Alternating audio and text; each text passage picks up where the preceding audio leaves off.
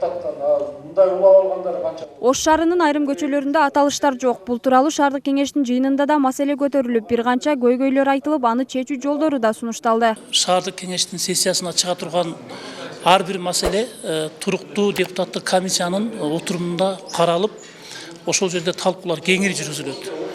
Ар бир Ош шаардык кеңешинде 6 туруктуу депутаттык комиссия бар. Ошол 6 туруктуу депутаттык комиссия өзүнө белгиленген жоо боюнча иш мерчеми боюнча иш жүргүзөт. Аталышы жок даректи табууда шаардагы айрым ыкчам аракет кылуучу кызматтар кыйынчылыкка душар болушат. Алардын арасында өрт өчүрүүчү кызматкерлер да бар. Анткени өрт тууралуу чалуулар келгенде жашоочулар көчөнүн аталышын так айта алышпайт. Натыйжада өрткө кеч барып калган окуялар кээде катталарын айтышат. Аргасыздан болжолдоп гана барабыз дешет. Ориентир менен барабыз көбүнчө. Көчөнүн аты жок болсо, ЖСК аты болсо, жаңы ат баш болуп калат, ошондой болуп калат да. Анан көбүнчө биз ориентир менен алабыз. Көчөнүн аты жок болсо, мында атактуу бир здание болсо, ошонун ориентирин алып, ошого карап туштап барабыз да. Анан көчөлөрдүн аттары ошо көбүнчө эле жаңы ат коюлуп кеткен, эски аттар жок, таппай калабыз. Анан айрым шаар тургундары деле шаарда жашаганы менен көчөлөрдүн аталышын жана андагы жазуу белгилерин көрө албайбыз дешет. Так жана даана жазылган белги болсо, келген туристтерге да жеңил болмок дешет. Албетте, көрүнө турган жерлерге ошол кыргыз тилинде чоң кылып, көрүнүктүү болуп жазылып калса, бул ыңгайлуулукту жаратмак да. Көп эле байкайм, жанагы көчөлөрдүн аталыштары бар, бирок аталыштары жазылган табличкалар жок да.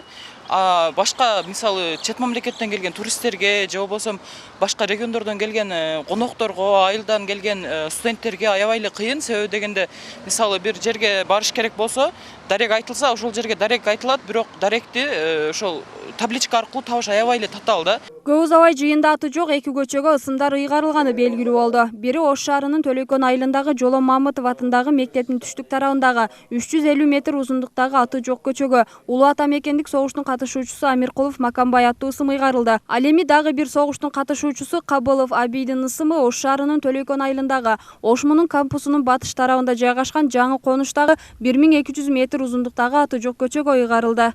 Эки көчөгө ошол атайын ошол жашоочулардан арыз түшүп, ал мэриянын алдында комиссиядан өтүп, бизде туруктуу депутаттар комиссиядан өтүп, бүгүн сессияга сунушталды, бүгүн карап колдо тапталды. Мындан ары да айрым көчөлөргө наам ыйгаруу иштери уланары айтылып, мыйзамсыз көрүнөк жарнактарды алынары белгилүү болду. Мимоза Жаныя кызы, Бексултан Абиев, Ынтымак.